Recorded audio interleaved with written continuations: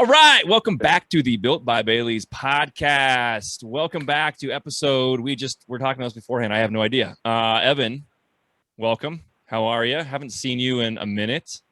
I've heard you on the phone, and you've surgeries, COVID. You've been through a few things. Yeah, it's been a rough few months for you. Month. Yeah. Has it only been? Feels like 1 month probably. I feel like it's probably been a little bit more than that. Well, I've almost had COVID now for a month. So. Yeah. But I'm totally out of the woods now, and I'm one of those long haulers. You're a long hauler. Yes. Yeah. Yes. So everyone else gets into my house. They're all out for, a couple days. And they're like, oh, yeah, we're all great. And I'm just sitting here like sucking wind for a month. It's like, what the? So it's been a long month. We're getting you better, though. Dr. Matt, I think, has reached out to you, and you sound better even though you're coughing, but that's okay. Yeah. It's okay. It's good to see you sitting up. Yeah. Yes. Good to be sitting up. Yeah, I bet. Yeah. I want to say thank you to our sponsors real quick. Confluence SBC. ConfluenceSBC.com is a co-working space in Lafayette, Colorado, Boulder County. They have phenomenal stuff to go check out. If you guys are ready to get back out of the house and join the Confluence team, they've got desks you can rent for the month. You can get a membership yearly. They have office space. As I just saw Tom Hardy yesterday, we went out for a mountain bike ride. He's got a couple really cool offices available that just came available. So go hit them up, confluencesbc.com. Also want to say thank you to Brian Scott at 6'9 Design. They are super talented guys. You guys know they've done our logos. They do stickers. They do wraps. I just saw some posts on Instagram yesterday from Brian. He's going into our podcast. He's doing a lot of logos for businesses, for contractors, electricians, plumbers. I know everybody's trying to kind of start 2020 a little bit different than 2021. We're backwards. See, this is how confusing it is to me. Get off on the right foot in 2021 with Brian Scott, 6'9 Design. He'll take care of you. With that being said, welcome our next guest. He's obviously a young dude that is, as we've discussed right before the podcast, into a lot of things. But Matt DiBara, welcome to our podcast. It's great to have you, man. How are you? It's great to be here. So Matt, because we don't know a whole bunch about you either, why don't you tell us a little bit about what you do now, what's your business, and then we can kind of get into a little bit of your backstory that you were kind of discussing before we jumped on, because there's a lot of cool things I think we could jump into as far as your history and what you've been in. It sounds like you're kind of a mold of Evan and I a little bit, sounds like. So you like to get into everything. That's a compliment. No, I appreciate that. Just hearing a little bit of you guys' backstory. So, I mean, right now I own a masonry and concrete company here in Los Angeles, family business, really, really growing that. It's been a lot of fun.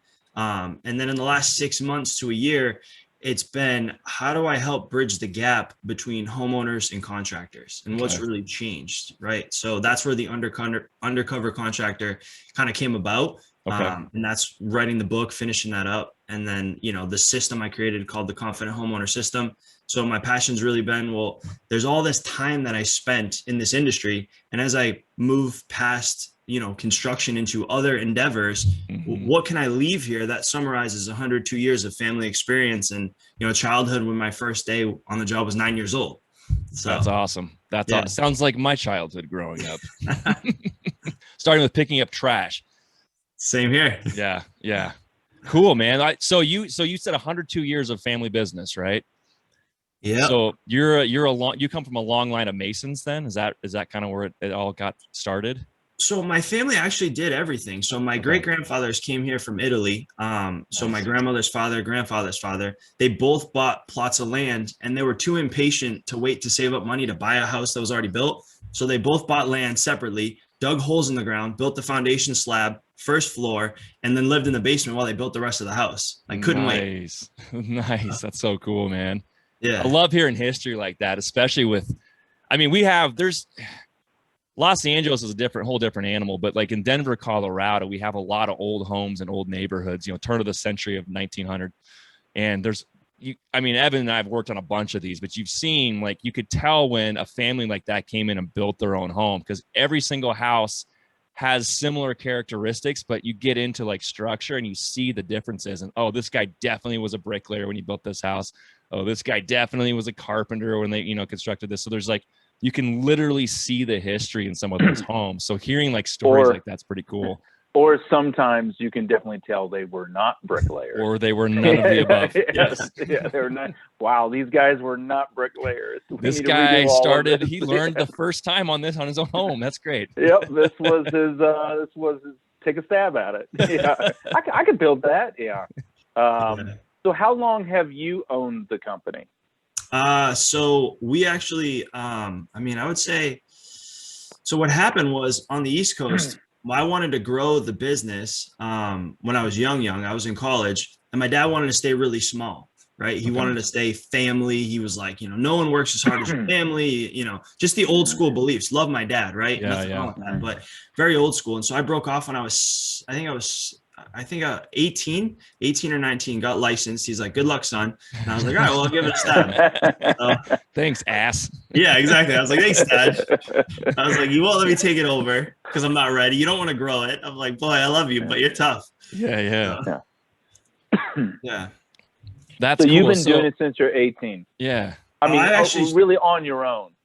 Well, here's the thing. Yeah. So my dad, really, I was doing it on my own at like 12 because my dad was kind of one of those guys where, to give you an idea, so 9 years old, first day on the job was trash and sorting out rocks, right? So we did a lot of stone walls. So I'd have to sort the sizes. He's like, anything from golf ball to softball I want here, volleyball to watermelon here. Like that was literally my job, right? 9 years old, excited, right? Dad's got photos of building all this beautiful stuff. And I'm like, this is work. Okay. Not what I expected. Yes. That definitely totally. As a young kid, it shows up quickly. You don't understand what it takes sometimes. I mean, I've got a 12-year-old here. He's a great kid, but there's a lot of the when it gets into like, more than like 2 hours of work and aren't we done? Isn't the day? I'm like, this is why I come home and sit on the couch and need 20 minutes to take a breath. I mean, now you understand what's going through this, and it's good for them. I mean, it's hard some days as a dad to kind of like, you remember as a 12-year-old how hard it was and how your body just like, man, the things are heavier. You're not as strong. And you start having respect at the same time. You feel as a dad, like, man, I don't want to push him too hard because, he's not going to be able to go as long as I am right now, but he's got to learn what it takes. And when they start, tearing up and they've got their, dirty cut up and everything, like, man, I want to give them a break. The same, I'm like, no, you need to, push it a little bit. You'll be okay. So it's like this fine line of, I don't want to be a dick to them, but at the same time, you got to learn how to like, you get all the, Evan's preaching this to his kids all the time. You got to work for it to get to a point where you can go ahead and turn around and say, I've earned this and it's worth it, instead of just like a lot of kids we've seen, it's just handed to them. And it's a rough go when they get older, for sure, if they don't learn those things, for sure. Yeah. So we removed like the idea of exposure and perspective with kids. Unfortunately. Yes. It's like, I made my kids. So I have I got a 9-year-old and a 6-year-old, and I made my 9-year-old watch this documentary called "The Most Dangerous Trips to School," like on National Geographic. And it was were you on some of those?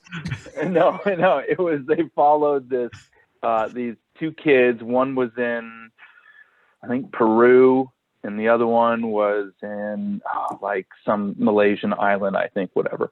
But like the kids in Peru, there were 3 of them, and they literally, to get to school was 3 hours there and 3 hours back every day. And the kids were like from 5 to like 8. And the parents would just shove them out the door. And the first thing they had to do was get on this canoe that had holes in it. And they would have to canoe the river for like an hour and a half while one kid's bailing water. Oh my right? God, and it's like the 5-year-old bails water, and the other kids and then they got to like get out and like shoeless walk through the jungle with like venomous snakes. And it was all just to go to learn how to read. Oh my gosh. And it's just like, yes, I get that's extreme, but if you don't understand like the curbs, and it's just like, I want my kid to know, like, I'm not saying walk to school Right. necessarily. I'm just saying, know that exists, and that there's kids like that exist. And so when I tell you just to put your shoes on to get in the 2021 Dodge Ram truck, that's already warmed up for you with heated seats, like, just, put your fucking shoes on, don't give me pushback. But it's a dying, we don't take kids out anymore, and exposing that stuff without people getting, but I just, somewhere in there is a good story. I mean, I would ask you this, Matt, do you think that at 18 you would have went off on your own the way you kind of went off on your own if you weren't working and doing that kind of stuff at 9 years old? If you were playing Roblox and video games until 18, would you have left 18 and went and started a business? Or do you think there's something in there with you starting work at 9 years old, sorting bricks and rocks?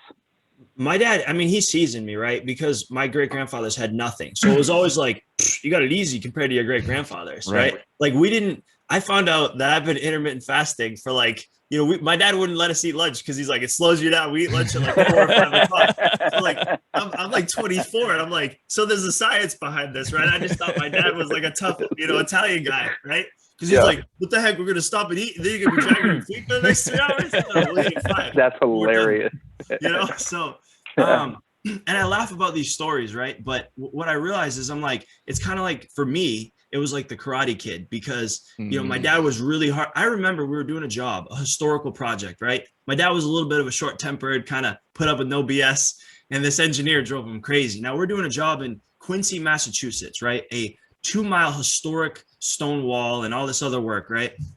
And the engineer shows up. My dad goes, I can't handle this guy. He's like, you talk to him and leaves. I'm like, what? I'm like 15. I'm like, what the heck do I, he gives me, I got the blueprints. We're laying out all these different caps that we're going to cut out and redo. And, I got this precast plant manager there and all this stuff. He's like, you'll figure it out. He's like, oh my God. And, I laugh, right? But what he did was, there was a true safety net, right? Because it was like, he was gone, but at the end of the day, he's back and he's talking to the engineer or whatever. Sure. And so it really made a lot of the things that I did later in life feel like I never worked as hard as I did with my dad. Like, the not eating thing, like that was like, my dad would do this thing, right? I remember we did a lot of chimneys, right? And he would do this thing where like, we wouldn't really speak about it, but like, there'd be a moment where you're building the chimney and you're like halfway up, right? And it's like 4:30 and there's maybe like 6 hours left. And I'm like, are we going to finish today or tomorrow? And by like 5:30, 6 o'clock, we had these lights, halogen lights, and I'd see him start pulling out the lights. And I'm like, okay, guess we're going to keep going. Like, don't even need to ask. I guess it's tonight. Yeah. Exactly. Yeah. I just wonder, if early exposure to, I'm going to say this, and I'm aware it sounds like I'm promoting child labor. I'm not. But I wonder if exposing children to manual labor, or at some level at an early age in terms of development, is a really lost thing that is that historically, if you go back and look at really the course of humanity in general, kids worked. Manual labor, it was necessary. Hell, half the reason people had kids was to be able to have extra hands out on the land or whatever it is, or they would have chores, go feed the chickens, go do this thing. And it's something that I think recently in human history has been removed. It's actually, I think, a new experiment we're doing right now with kids, which is not making them do those things. Like that's relatively new. And I wonder, just look at the three of us on here. I was mowing the lawn when I was a kid.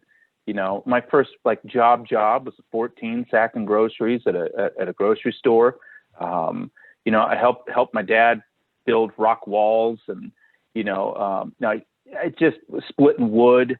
Doing all of that stuff growing up in Kansas. Or you go out and you see your grandpa and he's like, come out to the garage and grab a tool. It's like, it was just the way it was.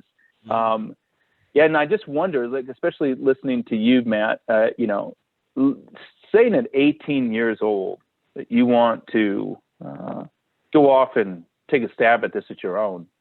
I mean, I think I was still trying to figure out how to get laid at 18, let alone try to make money. You know what I mean? I was just like, let's enroll at college and let's go chase girls around and maybe get a degree. I don't know. You know, it's like, I never really thought about it, but was saying that, I guess in my defense, it wasn't more than being all of a sudden turning 20 that all of a sudden I was thinking about, how do I make some money here? Right. You know, like how entrepreneurially can I make some money? So I wasn't that far behind you. And I just wonder if you having to do that with your dad and halogen lights coming out as a kid and working late and intermittent fasting, accidental science, if it didn't play a role into all of that. I don't know. It's just listening to you. And I'm like, we hear this all the time. We heard it with, Shane, help me. I can't think of the young e-commerce Adrian? guy. Adrian. Zach. No, Zach. Yeah. Who was the same thing. His dad was doing that when he was a kid. And now he has like a multi-million e-commerce business. And he's like, how old 21, was he? Like 22. Yeah. 21? He's super young. He's been doing it since he was 18 or 17. And but he's a multi-millionaire. Yeah. He was doing it with his dad. Right. At a very early age. I don't know. I think it's interesting. That's something I'll take a deep dive on.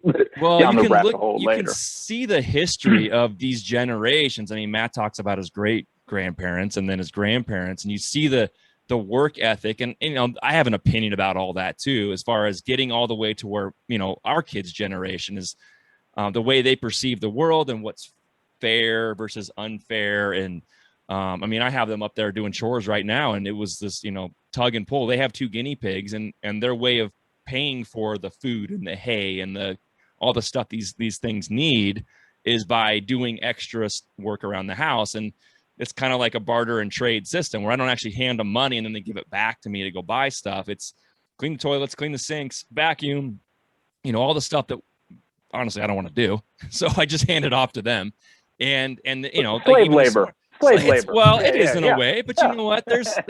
I've given them a little. You made them. I created boy.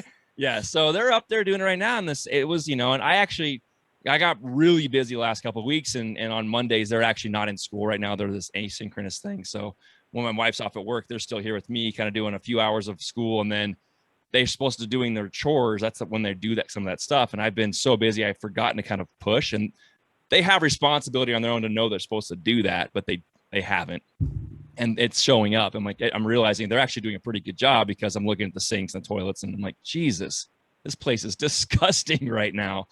So I told them, get on it, you know, let's get this done. And it was like, oh, it's Sunday. I don't understand. I said, no. Reverse your attitude right now, or I will go find a home for the guinea pigs. And both of them were like, you know, but, you know, and I hear it. It's the same thing. My friends don't have to do these things. I'm like, I don't give a crap about your friends, and we'll see what happens to your friends at 18, 20, 22. We'll just see what's going to happen with some of those kids. Cause I know with all the things that you're able to do that I don't consider the same kind of work, like these kids getting on YouTube and becoming famous and making money, and, you know, all these things that we didn't have as kids that were available. They see that as the fast way to make money. And it's not. The guys that are successful even doing that, it's still hard work. You still got to put a lot of hours in. You're still doing it. You're still working till 11 or midnight. You know, the lights in theory come out for them too, to get that done if they're going to be successful. And so, long story short, and them understanding those things is my way of saying, you're doing the stuff now, so you don't have to do it later. And you have the mentality, I think it's been shown, that if you have that stuff early on, you're able to make those choices and push yourself and be self-motivated later, you know, and I think that's what happens. And I think there's going to be a big shift in generation. Like Evan was saying, this next generation's, I think, going to struggle a little bit with some of this stuff. It's going to be weird. We'll see, but I hope I'm wrong. But I think it's paving the way for people who want to work hard. I mean, it's just like, you know, like I think of LA, the carpool lane, right? And there's like all the traffic in this. I think of when I'm driving, right? I think of that as like the people that are one, because I had the same realization. I have friends that are, you know, YouTube stars or actors or like all the, you know, because I grew up mainly around construction people, right? So when I saw my friend's dad doing this presentation. This was years and years and years ago, right? But he's up till midnight, 1 o'clock doing this PowerPoint. He's going through it. And then he's up at 4 a.m. to fly out. And I'm like, wow, like white collar works just as hard as blue collar in certain respects, right? And it's just hard work in general. And I think that, you know, it's the metaphorical fast lane. Like I'm finding it, you know, that people that are willing to work hard and that are younger, it's like, it's just such a distinguished, you know, it really, really is a standout factor that like is like you said, even YouTube, like I have a YouTuber. I mean, he's 3, 4, 5 hours a day. He meets with his business team. He's going over analytics. He's testing headlines. And it's like, these kids think, you know, they're like, they look at that and they're like, oh, he's just holding the camera. I'm like, the amount of background in marketing and understanding that goes into that is crazy. Oh, 100%. Mr. Beast do that. It's the same thing. You know, he started it in high school and his whole goal was, you know, where am I going to be in 5 years? And, you know, these kids see that and it's like, well, he's just sitting in front of the camera. He's just finding people to give him money to give away Ferraris and whatever else he's doing. This is easy work. And it's like, you see the background behind what's going on. I've showed him that stuff because like, oh, Mr. Beast and whatever. Look what this guy's doing. He's never sleeping, literally never sleeping. That's what he wanted to do though. He made a choice and that's fine. That's great. But it's not easy. If you want to be there, it won't never be. I think you bring up a good point. I think there is a fast lane that is inadvertently being created where if you're shrinking, let me back up. If the norm historically has been young kids get to work early, right? And what we're doing now is relatively new, a new concept, which is let them be kids, not adults, right? And then let them, you know, enjoy childhood and then they can dive into adulthood when they become older. It does create an opportunity for people who want to work hard. I think it's like, hey man, you're going to have a real competitive edge, right? Because that is not the normal, right? So if you can kind of, you know, it was always like, do you want to work hard or do you want to work smart? And I've always thought the answer was, well, you got to work hard at working smart. Right? Like that's probably the right answer, right? With hard work in there, independent of itself, and smart work in there that's independent of hard work, right? But it's probably working hard or working smart. But you're right. I think it really does create. It's actually, I'm going to probably talk to my kids about that today. Yeah, at some point, I'm going to find a way to sneak it in. Like, listen, you have a real competitive advantage if you just learn how to do this.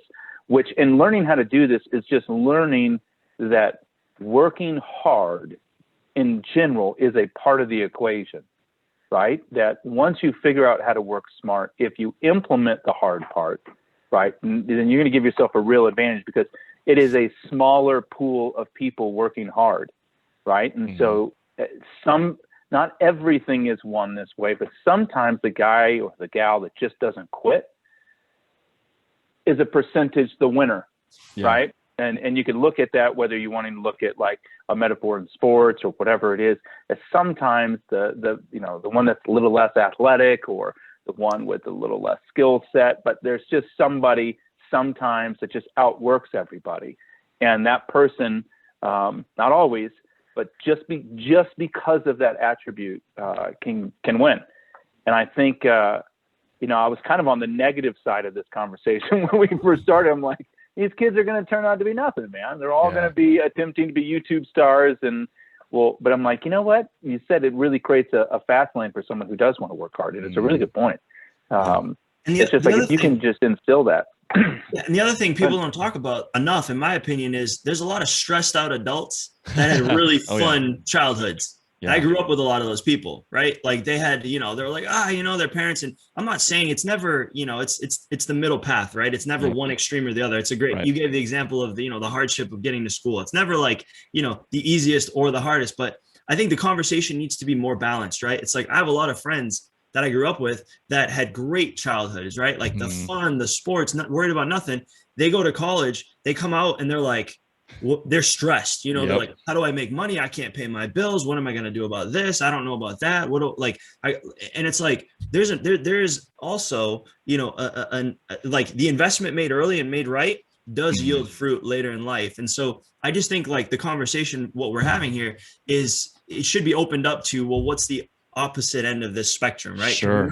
We've seen we've seen my great grandfathers, we've seen the older generations work really, really hard, and and what that does. But what about the stressed adults where you just have the like you said, Shane, you were saying about the guinea pigs. It's like, well, that's how the economy works, right? It's a skills based economy. There's no favoritism, right? Or there is, but it's not primary, right? It's secondary, right? Who and networks are important, but at the end of the day, it's, can you give me a good or service that yields a result, and am I willing to pay for that, right? That's fundamental of baseline economics. And so the other end of the spectrum is, if you don't have these tools, what does it look like in your adulthood? I had friends that 4.0s, graduated in school, had amazing childhoods, and then they come out in the real world, parenthetical, and it's like they're just fall flat. Yeah. Yeah, they don't have the skill set that you learned at 9 years old and moving on up to just literally figure out life. And your stress level changes as you get older, as you grow and continue to build things. But theirs didn't start until they were out of college, and all of a sudden, like, it literally smacked them in the face, where you had a gradual kind of push towards that. Their experience is, holy shit, now what do I do? Like, I didn't think this is how it was going to go when I walked out the door with my cap on, and I've got all these great grades, and so everyone's going to love me. And it's like, no, that doesn't work that way, and you have to figure it out now. But it's at an older age, you panic more as you're an adult. At 9 or 10 or 11, 12, you don't care. You just know, I got to do this, and you figure it out. It's different. I don't know. You're right. There's a balance there for sure. You don't want to have kids completely lose themselves in something and miss their child. It's so important to be a kid. I mean, creativity, and I even tell my kids when they're like, I'm bored, it's like, good, then figure out something to do, right? Boredom spawns creativity. And so in getting to later points in life, they'll learn how to just literally be creative and do whatever they want, figure things out. But they got to be kids too. They got to be kids. And the same goes for us as we get older. And Evan and I know we got to work, but we don't want to like give up everything to never see our family. So you have to make these choices that are sometimes very difficult, because that could mean, for me or Evan, it could mean a lot of money lost at the table. But is that going to come around again? If we keep doing what we're doing, sure, it probably will. But I want to be with my kids. I want to take them to Disney World. I want to go play soccer, whatever it is. And it gets more difficult the older you get, for sure. So balance is important. It's really hard to figure out. Well, and it doesn't take much. It doesn't take much for a kid to, like, you don't have to put them to work 8 hours a day. Right. Exactly. But what you need to do is dull their senses to hard work. Right. You need to just give it enough so they're not afraid of it, that they're not fearful of it. You know what I mean? Yep. It's not like, like, listen, if I know kids that are 14, 15, 16 years old, and if you gave them a rake, the first thing you'd have to do is show them how to hold it. Like, how do I hold it? Right. Like, dude, have you never, like, or a broom? Yep. And, they're like, what are you doing? Have you never held a broom before? And it's like, I'm so scared. I don't know what to do with this. Or the first time, all of a sudden, actually this did happen, where it was like, we're doing our backyard, Shane, and I have a big backyard, Matt, and kind of like a live and flip thing. And it's like a third of an acre, all fenced in kind of thing. And it's just dirt. And it was like, we're trying to spread out all of the new topsoil. And it was like, everybody take a rake. Right. And within like minutes, it was like, Dad, something's going on with my hands. And I'm like, something's going on with your hands? Like, yeah, something's going on with my hands. They're like looking down at it. I'm like, yeah, it's a blister. Let me get you some gloves. No, something's wrong. It's like, no, it's just a blister. Like, let me get you. You just want them to have enough experience young, be like, oh, hard work. Don't be scared of being exhausted a little bit. Don't be like it's almost like the workout high, right? Like you work out real hard and you go back and you almost have this euphoric, rush of endorphins as you're finally relaxing after a hard workout. It's like that hard work is not enjoyable specifically at the time, but the going home afterwards, getting in the shower, getting dressed, like you kind of have this euphoric feeling after hard work. And it probably has some sort of natural environmental or evolutionary quality where it's like there is some sort of endorphin rush that happens to try to keep humanity creating, building, or whatever. It's really what makes us as an animal a little bit different than everything else. But yeah, I think I think you just can't be scared of it at that, at that age. It's like introduce just enough hard work that they're like, I've done it before, like been there, done it, got the t-shirt, I won't die out here. My hands aren't falling off. You know what I mean? It's just a blister. I'll grow calluses, or so my dad says, like, I think to me, that's really where I see it. Because, if you're thinking about, a couple times a week working hard for a couple hours, plenty of time to still be a kid. That's right. You just like, it doesn't have to be one or the other. Yep. It's not like, let them be kids and, they have to work so hard later in life. They don't need to do it now. And it's like, no, it's not really what, I don't know. But you know what? Keep it a secret. We'll make our kids work hard intermittently, and they'll have a fast lane, man. And Matt also brought up a point about a skill-based kind of economy.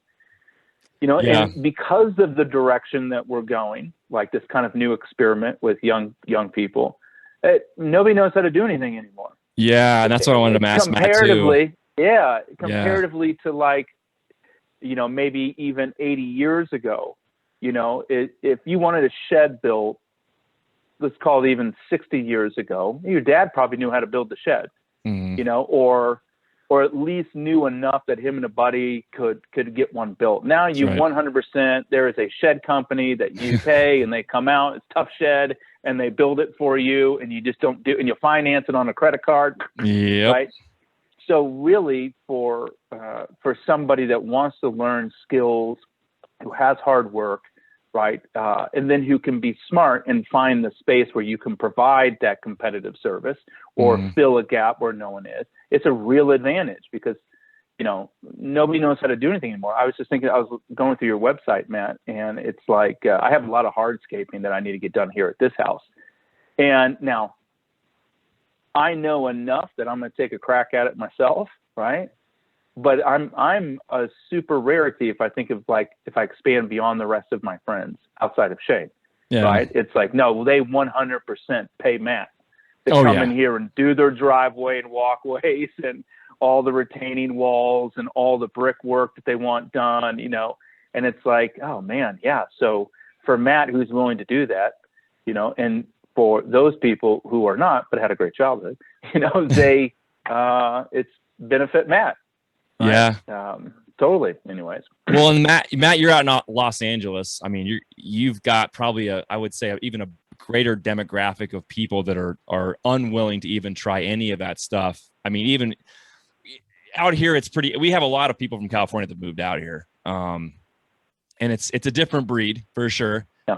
Thanks for making our home prices go way up. Yeah. Well, all that California money. There's the good and bad of all of that for sure. But I can see how, Evan made a point. There's people are just calling for any little thing they want. And sometimes they'll call me for the littlest stuff. I'm like, I'm a home builder. I don't, that's not what I do. I can recommend somebody to you, but have you just, I've even put them on the YouTube channel. Like, have you just go watch this video? I bet in an hour you could figure that out. I've literally told people that on the phone. Like, I feel bad having them spend any money for little things like that because it doesn't make any sense. But at the same time, you're right, Evan. The skills of people has diminished, especially in the trading industries. And I can't find anybody out here. Like out here in Colorado, there is a massive shortage of skilled labor. Everywhere. Massive shortage. Everywhere. All across the country. I'm sure California is just probably even worse than us, but it's really scary. I literally had somebody a couple of years ago I hired, and he wasn't exactly young. He's 25, 26, getting into the building industry. He came from some other work that he was doing. I can't remember what it was. And I had him start the day, and he's basically going to follow us around, and we're framing a basement, just kind of cleaning up. I like to keep my job site tidy, but especially in small spaces. He's watching, I'm showing him stuff, but he's literally following us around with a shop vac. And I sent him over in the corner where we had been cutting for a while. We're moving our cut station. I said, just get all that cleaned up, grab the broom, grab the shop vac, and move this direction. And I literally was probably working 10 or 15 minutes. I look over there, and he's still kind of like jostling around the shop. And God, is this kid this lazy that he doesn't even want to I'm like, you're moving so slowly, I can't even have you on the job site today. And I walked over to him. I said, hey, man, what's going on? I need this done. I need you over here by now. And he's like, I don't know how to turn this on. You don't know how to turn what on? The shop vac? And I just push the button and he goes, oh, that's what, and then he puts his hands over his ears and it's Latin. I'm like, oh my God. I was like, time out, get the broom, get the dustpan. Let's get this all in piles. And he had, and it was like sucking up. It was just like, he's never touched one of these before.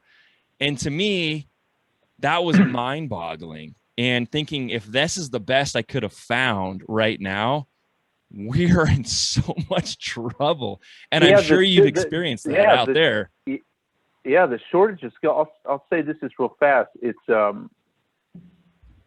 you're right. You could YouTube just about anything. So if you're calling somebody to set a toilet, like, hey man, it's really not that difficult. Right. Just like YouTube it. Just don't be scared of it. Right. Like, but I will say this, and I say this on the consulting side of on like corporations and businesses and talking about like employee development and stuff. It's you'll hear this a lot of times from mid-level managers who are frustrated with their subordinate, if you will. And I'll say, listen, they're not going to be like you, and you don't want them to be necessarily, right? Because if everyone was as good as you, right, then you are no longer better, right? And it's like, and not everyone can be that way. So in a weird way, if you think about like this industry, it's kind of like you got to almost have the mindset of saying, hey man, why are you calling me for these things? Learn it yourself. And on the other end of that coin is maybe me in your ear, like, no man, that's why they're calling you. It's like, it's okay, because if they all know how to do it, your business will go under. You would rather have, in terms of, now this is the entrepreneurial part of the industry. It is a benefit, right? You don't want everyone to know how to build their own, pour their own driveway necessarily, because then you wouldn't have entrepreneurially the opportunity to have a concrete company, so there is it is a weird, like on the first part of this conversation, we're kind of saying like, we have this death of the skills, and then it's like, well, then actually, but then there's the birth of the skills opportunity, right? You know what I mean? Yep. It's kind of like, you got to really kind of balance those. Like part of it is a frustration that people don't do it anymore, but then the other side of it's kind of like, well, yeah, but that's what gives you such a unique opportunity to build a small little empire, right? Because nobody knows how to do anything. So it's kind of like, I want them to do that for humanity. But entrepreneurially, I don't want any of them to learn how to do it, right? So that way it gives me the opportunity for the service. Yep. I talk about Do you feel that's true, Matt? Yeah, I talk about this in the book, right? So, in my book, I call it we've entered a new age. It's DIY versus HIY.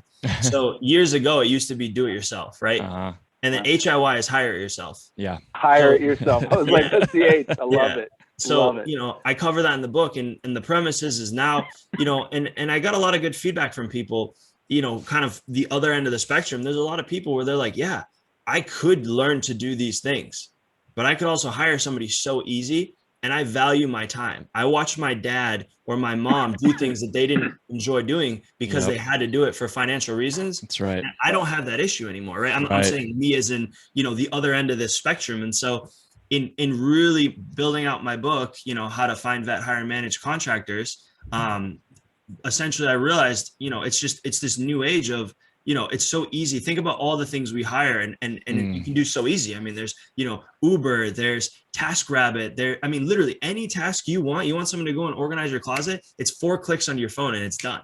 People will grab groceries for you now. Exactly. TaskRabbit? Yeah. You're writing that down. Why have I never write down TaskRabbit? I've never heard of TaskRabbit. Yeah. When's is your book finished? I got probably 3 more weeks. We're doing some graphics, finalized. 3 more weeks. Okay. Yeah. Awesome. Okay. Very cool. We'll make sure at the end of this week we'll plug it. For sure. I mean, we'll probably talk about it. And what made you want to start writing a book? So did you just wake up one morning and say, I need to write a book? Here's what happened, right? I was, I've always been upset. Like my experience in construction, 9 years old, I was working with guys in their 60s, right? Mm-hmm. So you're going back 20 years. These guys are 80, 90 years old now, right? So I had this really weird experience where I had, the older guys, then I had, the baby boomers, and then I had like the young. So I've worked around so many different people. Yeah. And so I've seen the industry shift, right? I saw a big shift in 2008, 2009 when a lot of good contractors were like, I'm good. done. I'm 55. I'm done. Packing up. We're going to Arizona, buddy. Yep. Pack it up. We're good. Kids are off Golf to the rest of my college. life. Yeah. So, there's been all these shifts that are happening, and I kind of became obsessed with what was the difference between, right? Like some of the best childhood memories going back to being a kid I had were working with my dad with homeowners, right? And like, I remember holding the baby, right? Family, my dad's there, we're poured concrete. I'm holding the baby, and the dad is pushing the kid's hands in the concrete. It was like, we're eating dinner with them. I'm playing basketball with their kids, right? And I'm like, you take that childhood experience, right? Where it was like the excitement and the fun of hiring a contractor, and like, the quotes were done on Sundays, and my dad would be like, bring Gatorades for the family, and be like, it was just different, right? Yeah. And then you fast forward to now where I was going over my annual report for my business, and we categorize our jobs. And it was upwards of 30% of my revenue was jobs that were done 3 months or less old, being redone, or in litigation. Really interesting. $3. And I'm going, what happened where there's so much tension? The good contractors are worried about getting scammed by the bad homeowners. The bad contractors are scamming the good homeowner. I'm like, and I'm thinking back to a kid, and like my dad being like, we're going to take the flowers that we're pulling out of this garden here, and we'll bring them to Mrs. Jones because, we won't get rid of them. So I'm potting them up, and I'm like, where did this go? So right. I kind of became obsessed with like, what is the issue? And I kind of identified, in my opinion, what I think it is, which is there's a lot of external factors, but I think at the end of the day, the solution is to educate both contractors, take good contractors who, I'm here in Los Angeles, right? I got a landscape designer. Guy's been doing it 40 years, no website, can't find him. Amazing, right? So you still have a lot of good people who can ride the wave of word of mouth, but no consumers can find them. And then on the homeowner side, so the goal is this: educate contractors on how to be more known, how to be more outward client facing, right? Get away from the word of mouth stuff. I sat with my dad at the pizza shop with Yellow Pages. That was literally it. They're like, I remember those days where I would sit with my dad. I'm next to him, and they're going, "How's business, Mr. DiBara?" My dad's senior, I'm junior, Matt, and he's like, pretty good. He's like, I think a half page ad will really, boost things for you. It was like, if we were busy, we did a quarter page, and if we were real slow, we did a full page. Like that was literally the marketing conversation. That's hilarious. And these are real things that I remember. And so I'm looking at the shift of Yellow Pages to the internet to websites.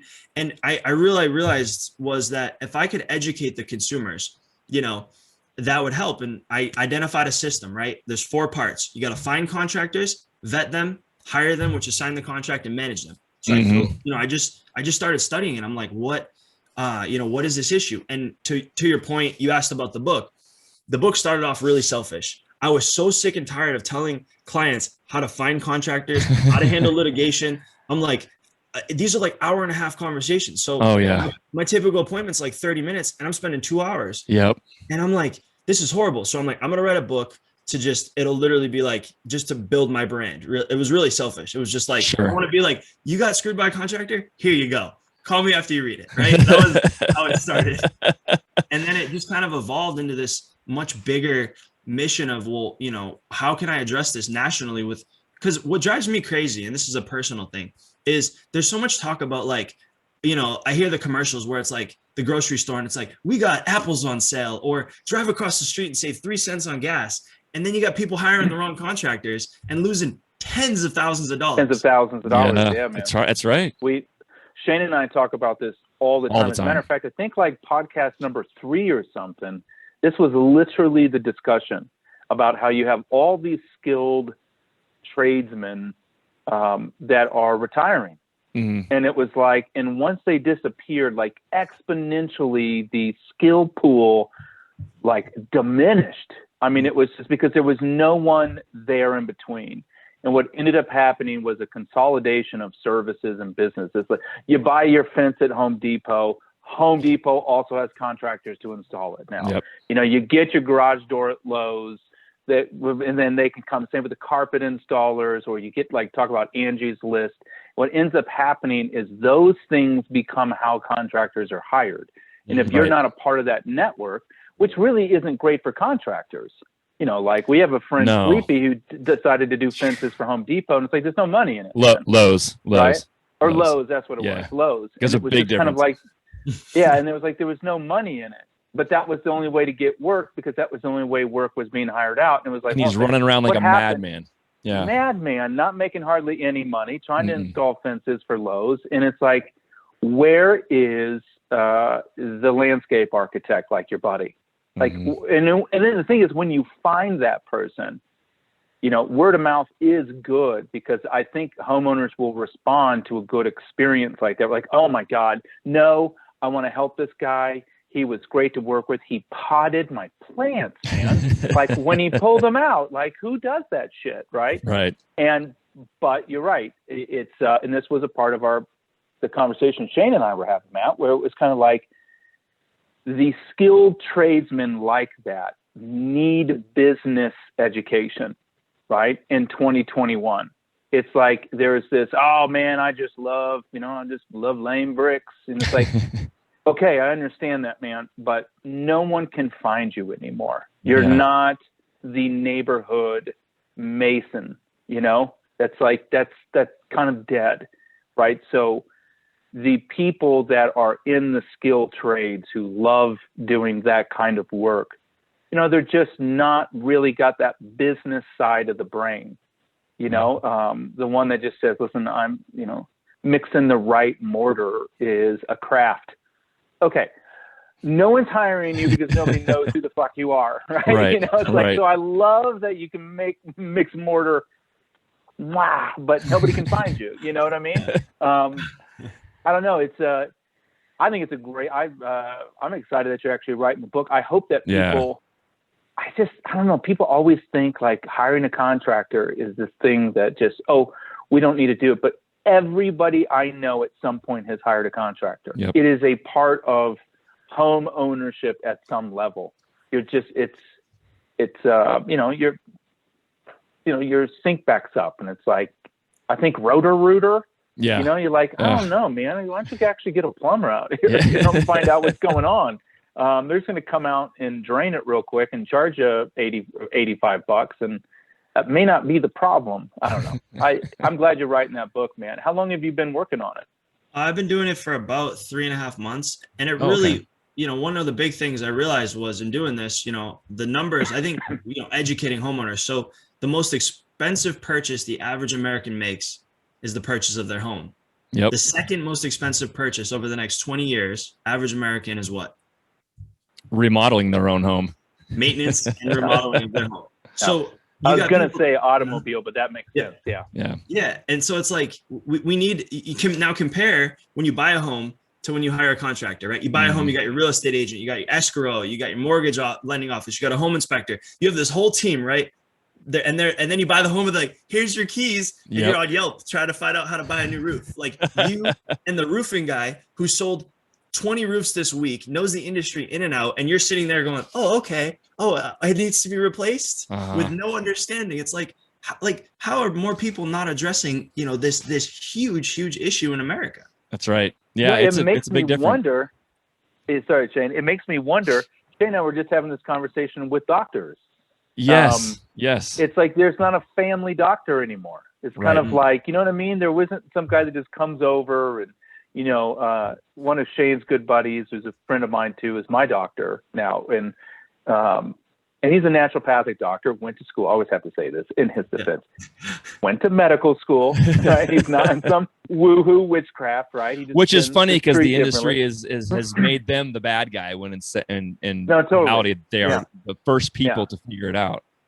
And it's like, but what's great about him is, you know, he gets me on these therapeutics for having COVID.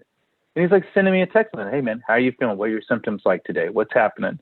You know, it's like, like he's on my team. You're right. Yep. When you buy this house, there's this whole group of people, and it makes you wonder if there's like a business opportunity just to say, here's your team post closing. Right. And it's a, you know, on this team is an electrician, a plumber, you know, a carpenter, and like, you know, whatever. And it makes me wonder if there's actually a business opportunity after closing. Because you're right. I've never thought of it until I've never even thought like that's a problem until you just mentioned it. It's so spot on. It's like, here's your house, accountant, you know, and it's like, it was happening in our house. Sadie was like, "Do you not hear that humming? It's driving me nuts." And there was like this humming noise, because Sadie's my wife, by the way. Here's like this humming noise, right? And if I wasn't here, like, to assess it, and I just think of like Sadie being a single mom in a house or something, this would have driven her nuts for months. Yeah. And I'm like, and I finally track it down. I'm like, oh, it's the doorbell, the actual doorbell on the wall. I like take the cover off and tweak, and it's like the humming's gone. But for her, it would have been months of frustration, just losing her mind. You're right. It's such a weird thing to think about. It's like, you're right. There is a team of people, whole industry to get you into the house. And as soon as you're there, it's like, good luck. Yeah, that's crazy to think about, man. That's like, all of a sudden, it's like melting my mind just a little bit. Like, oh yeah, that really isn't anything for you. That's how the Undercover Contractor started, is I was helping people, like friends, family. I mean, I had a businessman, like I'm doing, I'm helping all these, people in the entertainment industry, celebrities. Like, they're like, Matt, I got this guy here and he's telling me the plumbing's $6,000. Like, can you look at this invoice? I can save 20%. I'm like, hold on, let me pull over. Like, let me, you know what I mean? Like, totally. Yeah. And it just, it's, and I think the first big step, right, is to educate the consumer, the homeowner. Like, in marketing, I was taught, right? One of my mentors taught me, he said, if you're marketing something where, like, fitness and weight loss, right? Like, everybody knows the problem if you're overweight or unhealthy. He said, but you're stepping into a realm where they don't know the problem. He's like, they think when they go on Yelp and find that person and they're standing in front of them, that they probably have their best interest in mind. He's like, it's a much steeper hill to climb. He's like, so be committed to this journey. He's like, because you're identifying a problem and then offering a solution. So I love it. I mean, it's a great idea. We've talked about this almost every podcast at some point, and this industry is just so weird. I mean, Evan said this before, is that you're if you've even been hired at this point during the project itself, let's just call it a remodel project, you have all these experts in the room. You've got the general contractor, you've got a master electrician, you've got a master plumber. All these people are working now to take care of what you want them to do. And the person making the decision, the ultimate decision every time, is the least educated person in the room, which is the homeowner. They have no idea what some of them are more educated than others, but they're not the expert. It's like telling your doctor, Doc, this is the way you're going to perform my ACL surgery. And he looks at you because I'm paying for it. Because I'm paying for it. I have a say in it. Yeah. And like, do you want me to fix this or not? So it's wild. I'm going to be the one stuck with the bill. So I'm going to tell you to actually do this orthoscopically. And I just learned that word, by the way. It's like, dude, just let them do their thing, man. Let them do their thing. I wonder, I'm just like, it's almost like you should have, how you have insurance. And so it's kind of like, after you buy the home, think about like I know this happens. It happens with all three of us, probably you two more than me, right? But it still happens with me. Where just like you said, Matt, it's just like, hey, this plumber told me it was $6,000. Does that sound right? It's almost like that phone call probably is a business opportunity where you say, for $100 a month, we are your home team, right? Or whatever it is, right? Where you call and you do this, we'll help you find the contractors. Maybe we have an opportunity where we have in-house contractors, we can do it for you. But by paying a small monthly fee, it gives you a phone call to make. It's like calling your landlord when you're a renter, right? Like, you don't have that call as a homeowner. It's one of the benefits of renting. It's just like, hey, it's making some noise, and they send someone up and they'll find someone to go fix it. But that doesn't exist for a homeowner, and it's almost like, man, how can you monetize the phone call that you're already getting all the damn time, which is your friend saying, is it really $10,000 for fence? Or does it really take 8 weeks, Evan, to remodel my bathroom? It's like, yeah, maybe actually, what are they doing to your bathroom? Just had that conversation with Sadie, about remodeling her bathroom. And I said, probably 6 weeks. And she's like, 6 weeks. And next thing you know, it's like, all right, listen, you got to demo it, right? And then it's old, so we're probably going to have to redo the subfloors, right? We're going to have to move some plumbing around and some electrical, right? Probably need to pull a permit for those, which means we got to wait for an inspection. And then we got to get the drywall up, right? So imagine they're all in there putting it up, right? And my wife's like, okay. And then you got to mud it, right? Then you got to let the mud dry. And then they got to come back and sand it. And then they got to do it again. I'm like, So we're already at 2.5 weeks. And she's like, oh God, maybe it takes 6 weeks. But even in my own house, it's happening. Right. And I don't know, I was just a thought, and it seems to be kind of in line with what you're writing your book about. And no better than someone who's actually doing research and actually writing a book about this to be somebody who says, listen, I have enough credibility and experience, and I got actual tangible evidence that I've put research into this, a book, to where maybe there's something there. I just all of a sudden listening to both of you guys who are really in the trades. Like, I know, Shane, I know you get that phone call all the time. It's funny. Anyway. I get that phone call. I mean, I friends and family call me all the time for all kinds of advice. More often than not, it's because they're trying to do it on their own. And then they're like, can you just come over for the afternoon and just kind of give me, it's fine. I'm willing to help people. There's a fine line, as you know, Matt, between, how that goes. If it's my mom, of course. It's my dad, of course. If it's my brother, it depends. Maybe. Depends on how nice he's been. It depends on, I mean, you haven't talked to me in 2 months. So I see why you're calling me. It's, that kind of stuff. But there's a lot of that. There's people saying, hey, I turn down a lot of business now because I'm trying to pick and choose what I'm actually trying to go forward with. I'm not a young man anymore. So it's got to be, where do we go from here kind of situation. But I do get a lot of that. I look at it a lot. Sometimes I'm like, God, what are you trying to do? And I help as much as I can, but it's one of those worlds where it's like, I don't know how much things cost. Does it really cost $6,000? I mean, they're calling you because they want to verify, is this even reasonable? Or is this guy trying to like rob me blind? And it's a hard business because of those things, especially with everything getting so much more expensive now and trying to understand what the economy's doing. Does the dollar really equate to that? Blah, blah, blah, blah. It's really difficult. I'm willing to help people on that end. And it's good that you're doing that. It's great that you're writing that book. It's certainly it should be very successful for sure, because I think a lot of people are they're reaching for that information all the time anyway. And I applaud you for doing that. I'd love to write a book, but it's not happening right now, but a lot of work. I'm sure it is. Well, you got to know how to read, Shane, before you write a book. I'm getting there. You can YouTube stuff now. You can just read it to me.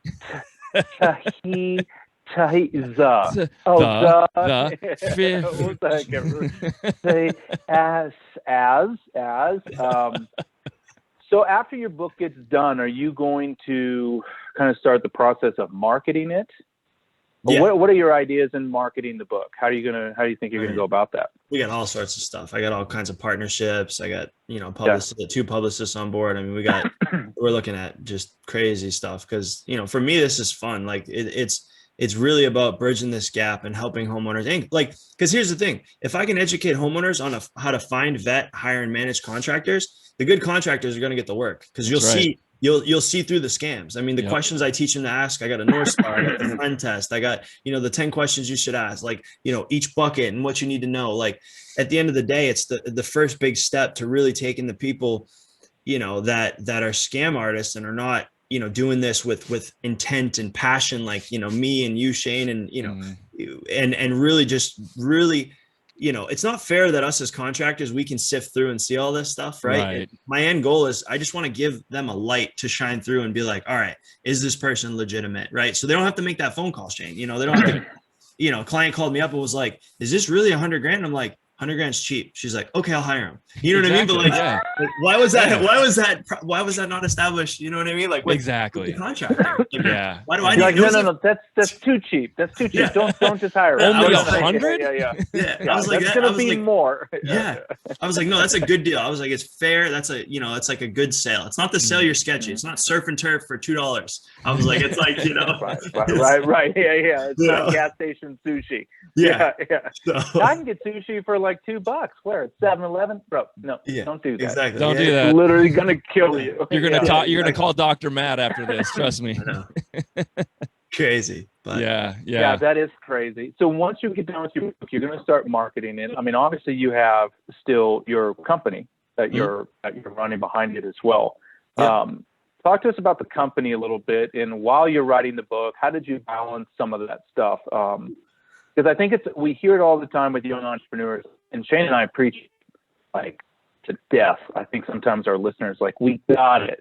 But like this understanding that time is an actual commodity that's also a variable in your success. Like, you know, you only have so many hours. So what hours are you spending on what is such a critical, I think, part of the equation in terms of building exponential wealth.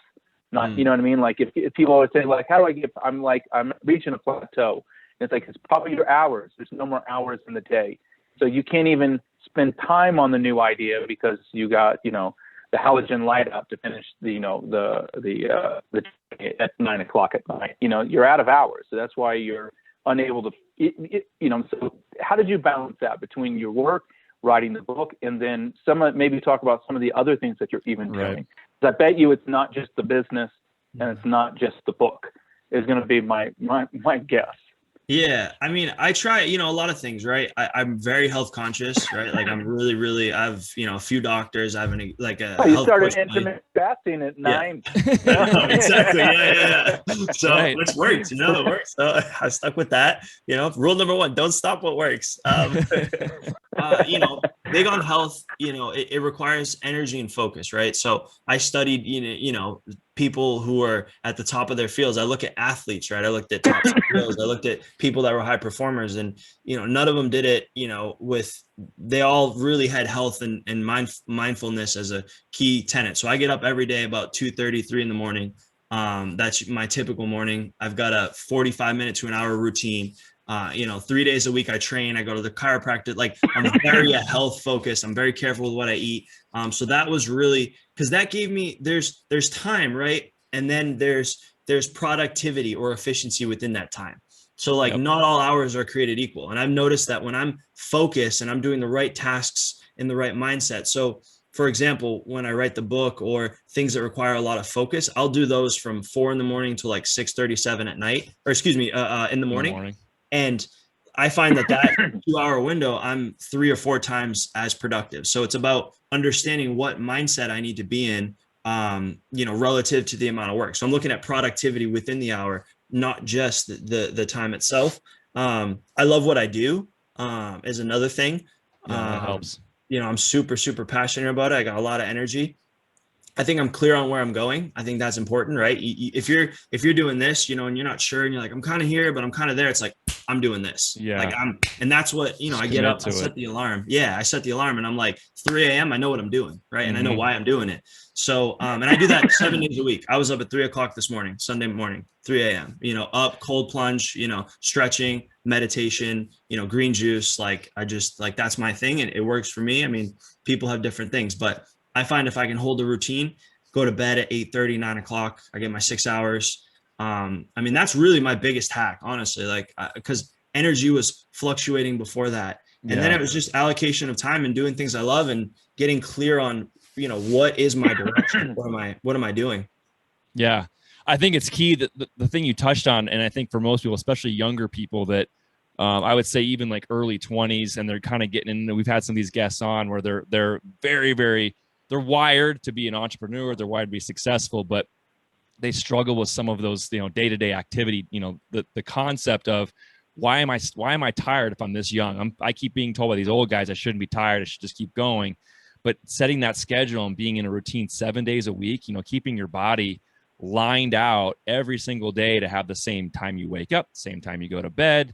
Obviously diet has a lot to do with that too. You know, I mean, God, when I was in my 20s, I'd ate great for a week and I ate horrible for a week, you know, so that all has a play, but having that understanding of just staying on a schedule and committed to that schedule it's amazing how much easier things get for you if you can do that. And I think that's a great point for sure. Especially as you're like you're juggling a lot of different things going on at once, you know, and Evan and I have been there. We've had restaurants while we're building homes, while we're doing coffee shops, while we're, you know, at one point at the beginning of all this, he was doing an internet startup company. And it was just like, it looked like we were all over the map, and people would ask us all the time, how do you have enough hours in the day to do all these things? And it's because, well, we have a schedule. And you're right. This hour I was very productive. This hour, not as much, because I have other people kind of intertwined with what I'm doing. So every hour, you're absolutely right, is very different. But the schedule, if you stay there, your energy's up, you know, you're focused on yourself. I mean, I keep preaching to people, especially in this last year, how important health is. As Evan's, you know, still choking on a lung here, we all get reminded of, hey, you know, we're going to get sick. You can't prevent it all the time. And when that happens, just be as ready as possible, be prepared and stay on the schedule. And everything else, if you're committed to all those things, it doesn't seem as out of control as it looks, you know, to somebody else. And that's super important. So that's a good point. A good metaphor for, you know, like Matt, you were talking about, like, if you see something, it's just like, that's what we're doing. Right. And I use restaurants as a metaphor a lot because they're perfect little microcosm businesses, right? Where there's product, there's service, there's marketing, right? There's quality, there's environment, you know, you have different hierarchies and positions to hostess, to servers. So I always use them as a good, like, metaphor for it. But if you think about every real successful restaurant, the one that has a line around the street, the one that you gotta, they tend to follow the same formula, which is they do one or two things great, right? They don't try to spread it out. Like, think Denver Biscuit Company, Shane. You know, and it's like they didn't say, we got to add pasta to our menu. We got to, it's like, no, man, they make a crazy biscuit. And then they make a biscuit sandwich, biscuits and gravy, biscuits desserts, you know, with all the different jams. And it's like the homemade honeys that go with the biscuits. And it's like, that's all they do. You know, and the same thing with, what's the new chicken finger place? Oh gosh, it's like a fast food, but it's in that upper quality. I can't think what it's called now. Just chicken fingers, right? It's like, that's it, right? You go in there and you're like, do you have anything else? Like, we can put chicken fingers on a bun if you want. You know, it's like, and there's a line down the fucking street. You know, Chick-fil-A is a good example of this too. It's just like, let's just do chicken, right? And let's do chicken really well. And I think there is, if you kind of pull your face back on a piece of paper, you know, it's probably where, when we were younger, Shane and I, Matt, it was kind of like, you can't do that many things great. Like, there's just, because you got to put so many hours into something great, you know? And I think that's what ended up happening. It was more of this idea of building a small empire. And then what you kind of do is you look back in your rearview mirror a little bit and you're like, man, I just not put enough hours into that, or just not quite enough hours into that, or not quite enough. And everything was good, you know what I mean? And it's ultimately why I ended up getting rid of everything. Was just like, I just need to wash it. Like, you know what? That's, you know, I can't believe I'm about to do this. I'm going to quote Vanilla Ice. I heard him say something one time where he was like, it's like you're driving down a dirt road real fast. As long as you're going fast, all the dust behind you is behind you. But as soon as you slow down, that dust catches back up with you. You know what I mean? And it's like, you can either maintain that speed, but it's just not, you can't do it forever before all of it kind of just catches back up with you a little bit. And so it's like, it's better to just maintain a good speed on a straight road, you know what I mean? And you don't have to worry about it. And so it's like, I got my business, I got my book, and I got my health. And at this point, like, adding more things to it. And I think when we were chatting before we got on this call, you said that you used to do this and then you sold that business, you invested in this and then you kind of sold that. And do you think some of that maybe inadvertently or subconsciously was due because you were like, I'm going to focus on my book, and I'm going to, or not necessarily my book, but things like that? What made you decide to whittle it down a little bit to your health, your business, and your book? And away from doing a lot of other things? I looked at, you know, what always fascinated me, right? And I forget who I first heard this from, but the whole analogy between Vanilla Ice. Yeah, Vanilla exactly. Great philosopher. Yeah, I love it. Exactly. The wise Vanilla Ice. No, but it is funny how you catch nuggets like that from people. It'll just hit you. You're like, wow, that was really good. But is, you know, the difference between a general practitioner and a brain surgeon, right? And, you know, how much a brain surgeon makes relative to a general practitioner. And my grandfather always said, he was like, I know all construction, right? Like, I'm very familiar with electrical, plumbing, you know, framing. Like, you know, this was something I was passionate about. I was reading books on this stuff when I was 12 on the job site, but we stuck to masonry and concrete because it was just, I wanted to be really, really good at one thing. I wanted to know everything I could about that one area. And so as the business did better and better and better, I was in these other businesses, but like you said, it was a dilution of time, right? And I was like, what made me great in masonry and concrete? Well, I placed second in the country in a bricklaying competition. I was at school on Saturdays laying brick. I was obsessed with it, right? Wait, is that true? Yeah. There's a bricklaying competition? Oh, Absolutely. hell There's a yeah. lot of Yeah, them. yeah. Oh my God. That's like, Yeah. that's like somewhere deep on ESPN's like channel. Yeah. The You know what I Ocho. mean? Where it's like, what is this? Yeah. Yeah. Sorry, I love it. Sorry. Yeah, go- yeah, yeah. They don't cover it, unfortunately. Otherwise, I'd be famous and That's you right. know. Sponsorships. Yeah. But you know, so I looked at what worked. I was like, you know, I'm doing these other businesses and I'm passionate. The passion wasn't there as much either. I think that was a big thing for me, right? Like I liked it, but I didn't love it. And sometimes there's a fine line between like and love. Yep. And, you know, I love what I'm doing with contractors and homeowners. I love, you know, masonry and concrete in that industry. I love the, you know, this skilled labor shortage and what opportunities there are to help impact this and solve this. Like, you know, that really for me, I found that I can do more things if I love them all versus like them. Yep. And that was a big one for me. But That's getting rid of important. stuff certainly helped. What are some of the things that you were doing? I mean, just take us back to a few of the businesses you've owned and even, and it sounds like more recently even sold. You know, what were the other things you're kind of getting into? Because you're certainly an entrepreneur business person by heart. So Yeah, we had a food truck business. Okay.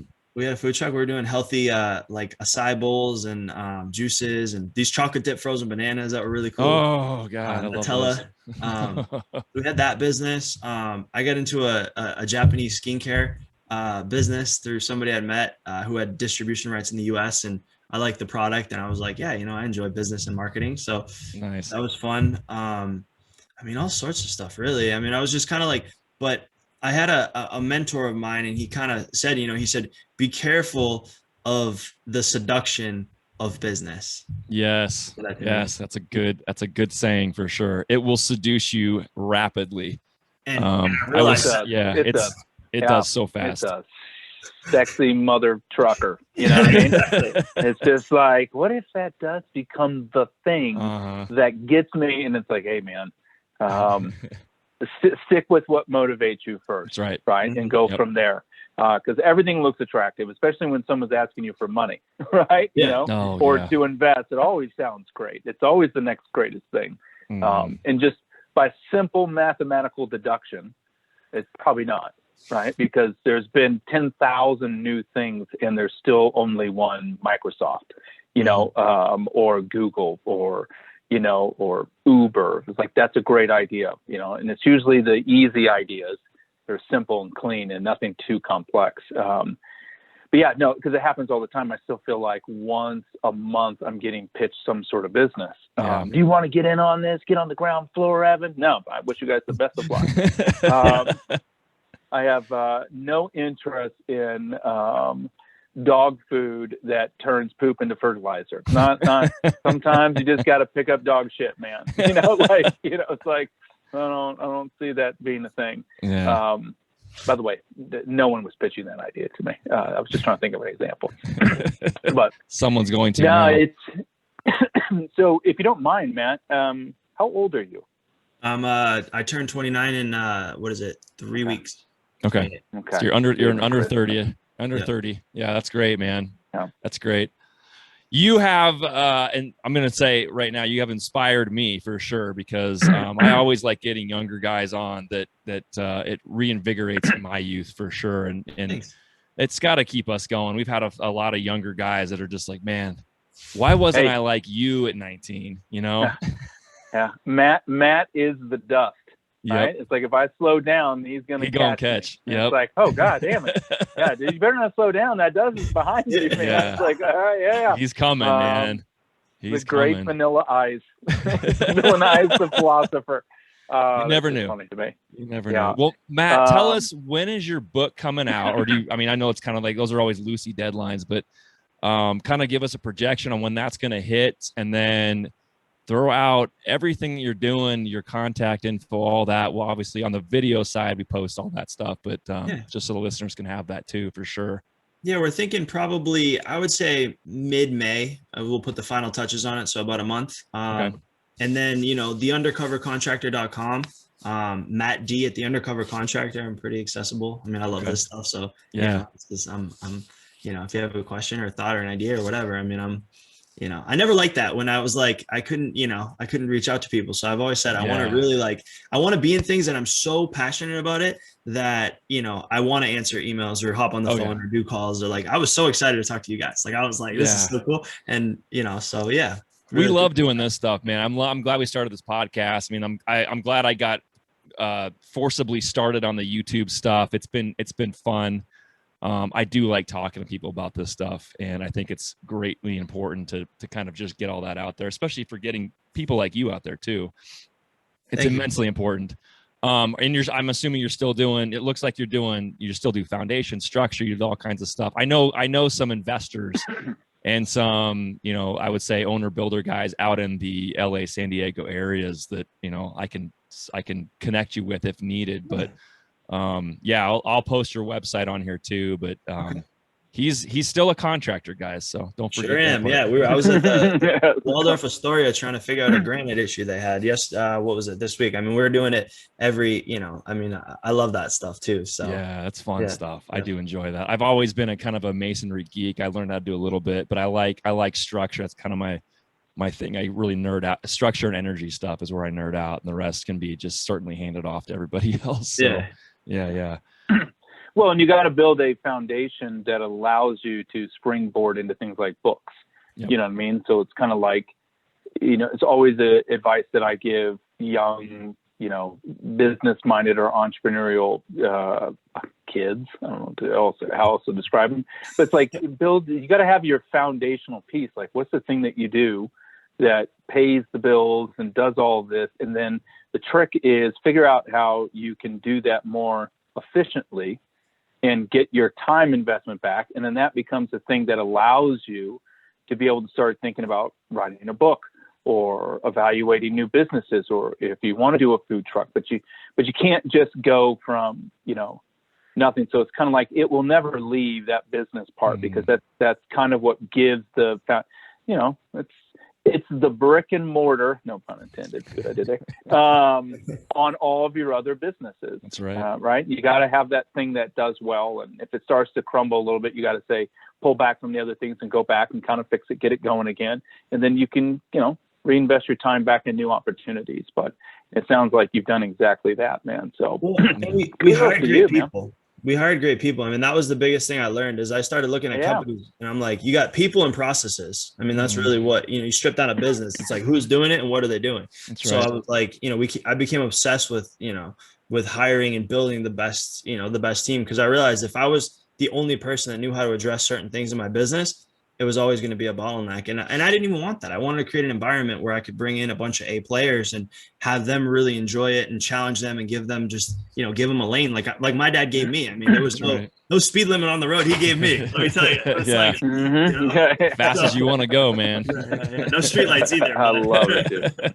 So awesome, man. Well, very cool, man. Yeah. Well, thanks for doing this with us, man. Appreciate it. And I'm glad we got this scheduled. And I was a little MIA with my COVID and surgery, and so I'm glad with this all got put together. Sounds like a lot of fucking excuses, Evan. It's just a lot of excuses. Hey, bro, that's all I got anymore.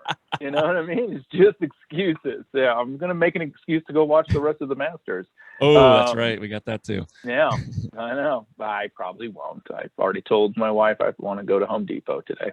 You got time. You got time for all of it. Make it happen. Well, I'm glad. Hey, Evan, I'm glad you look better. You sound better. I know you've been kind of, struggling with the coughing again too. But hey, just and again, stay with Dr. Matt for sure. But Matt, it's been great having you on. I appreciate. I'm glad we got you squeezed in. Yeah. We'll certainly have to stay in touch, and we'll get you back on here in a little bit and kind of check in.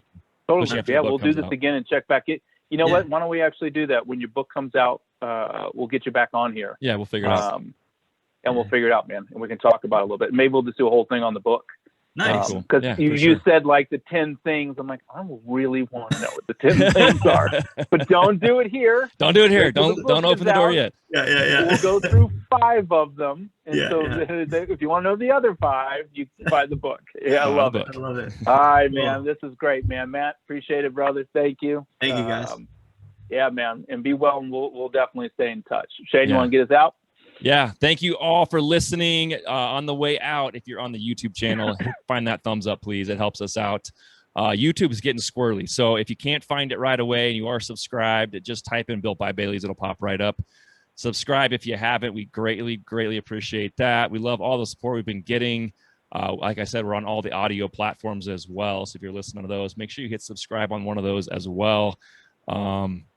We got videos every Monday and Friday too. And then we'll see what happens with some of the market stuff, but we're going to go live every Wednesday pretty soon too. But appreciate all you guys. Appreciate the support. Appreciate the sponsors. And you guys keep building. We'll talk to you soon. All right. Later, guys. Peace. Thanks, Matt. Take care, guys. Thank you. All right. Take care, guys. Bye.